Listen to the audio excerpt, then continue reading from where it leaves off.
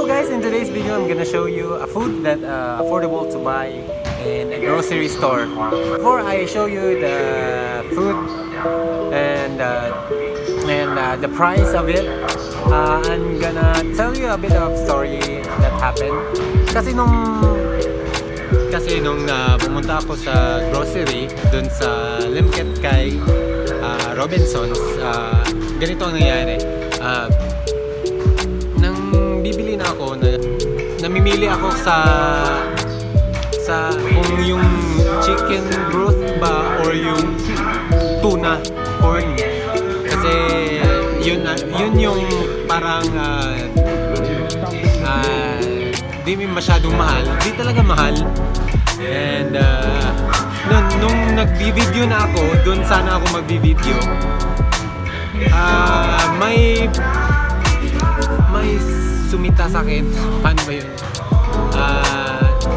Sumit Tagalog sa sinta. O yun,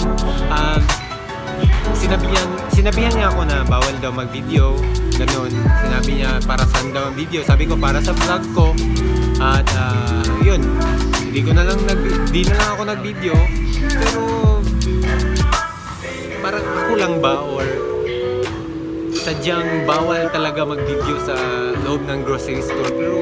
Pero kasi madami na akong nakikitang mga video, mga vlogs na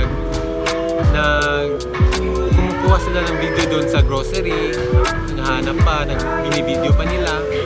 At yung one time doon sa sa Save More,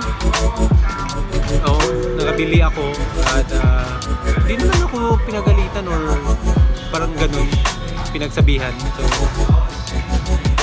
parang doon lang talaga sa Robinsons Ketkay. Pero sige lang, nabili ko naman yung gusto kong bilhin na pagkain. And so papakita ko na sa inyo yung food, okay?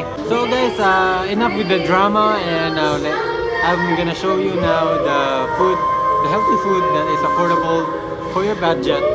And yeah, you can eat this anywhere you want, from lunch, or you can eat this on dinner, and even on breakfast. So ito po yun guys, ito po yung San Marino brand, San Marino chili corn tuna, and it's around 21.60 pesos. And so may protein siya nga 6 grams, fat na 3 grams, and energy na 60. Sige, hindi ko alam paano yun. So easy to open siya guys, at saka alam ko na kinuha ko yung chili kasi gusto ko yung maanghang. And ang pares niya guys is this vegetables. So itong vegetables ko, fresh vegetables, binili ko po to ng 28.60 cents, 28 pesos 60 cents. And dun po ito sa salad bar ko binili, sa kinuha ko lang, pink and pink. And